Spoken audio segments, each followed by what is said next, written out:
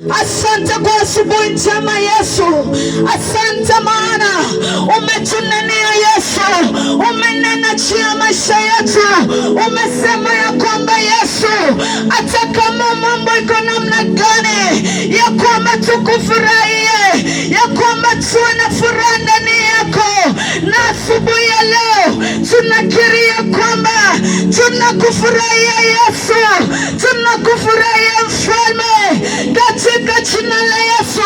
Hata kwa nchi yetu ya Kenya tunasema ya kwamba tutafurahi ndani ya Yesu. Haijalishi aliko namna gani, lakini tutafurahi katika jina la Yesu. Maana wewe ni mfalme wa wafalme, hakuna kama wewe Yesu, hakuna wa kulinganisha na wewe. Tunakabidhi nchi yetu ya Kenya mikononi mwako. Ninaomba Yesu, ninaomba Baba amani, ninaomba amani katika jina la Yesu.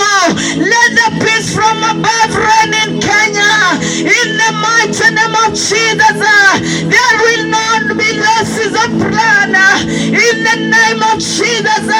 Hakuna kumwaga damu, hakuna damu itamwagika katika jina la Yesu. Tunanena ya kwamba amani ya Yesu, amani ya Yesu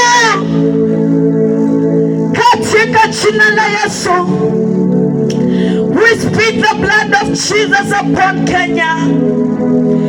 No one shall shed blood in the name of Jesus. Hakuna damu, hakuna kumwagika kwa damu kwa jina la Yesu. Oh, Kenya imezingirwa na damu ya Yesu.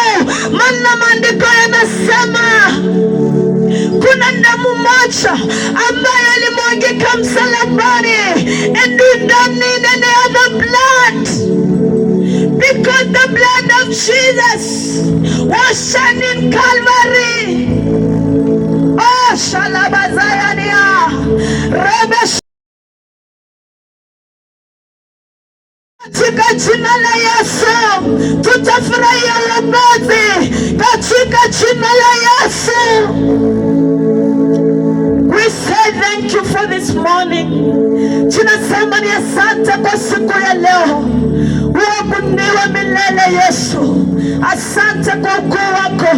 Asante maana unaenda kutawala hata katika mji wa makutano. Unaenda kutawala siku ya leo katika jina la Yesu. Tunakukaribisha Yesu, tawala kwenye siku ya leo. Tawala Bwana in everything that we shall do today. We pray that you may reign, Jehovah Shammah, in the name of Jesus. Katika jina la Yesu tumeomba na kuamini.